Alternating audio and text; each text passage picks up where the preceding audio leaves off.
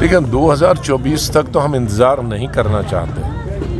हम तो तब्दीली का इंतज़ार पिछले 4-5 बरसों से कर रहे हैं। जब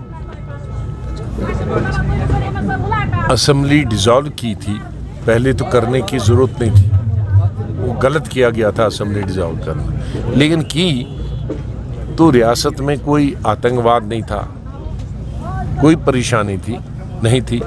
6 महीने के अंदर अंदर इंतखाबात होने चाहिए थे, लेकिन अब तब से तकरीबन 5वां साल चल रहा है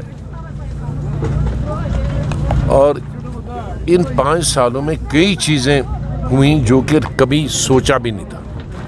370 का हमने सोचा नहीं था कभी हटेगी।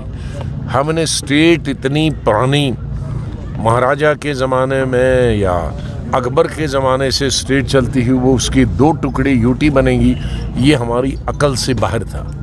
तो अनहोनी चीज़ें इन 5 सालों में हुई और जिन अनहोनी चीज़ों की वजह से हमारी रियासत, चाहे वो जम्मू हो, एरिया कश्मीर हो, बद से बदतर इक़्तिसादी तौर पर, सियासी तौर पर, किसी मयार में आप लीजिए, बद से बदतर हमारी हालात हो।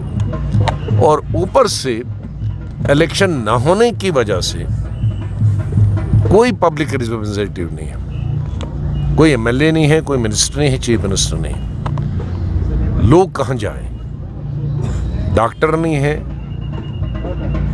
आपका टीचर नहीं है, आपकी सड़क काम नहीं कर रही है, आपको मजदूरी नहीं है, आपकी बेकारी है, किसके पास जाएं? तो जाने के लिए नहीं। इसलिए हर इंसान यहाँ फ्रस्ट्रेटेड है, मजदूर फ्रस्ट्रेटेड है, नौजवान फ्रस्ट्रेटेड है। नौजवान इतनी पढ़ाई लिखाई के बाद अब ड्रग्स की तरफ जा रहा है और जो कि कैंसर से भी बुरी चीज़ है। इसलिए इस एक सियासी बहरान से, एक इक़्तिसादी बहरान से स्टेट गुजर रही है। इस इक़्तिसादी और सियासी बहरान से अगर हमको रियासत को निकालना है तो अगले 6 महीने में जो ही मौसम ठीक हो जाएगा, इलेक्शन होना चाहिए। 2024 की तो अब बहुत कम की, 2024 तक तो सब सिलसिला ख़त्म हो जाए।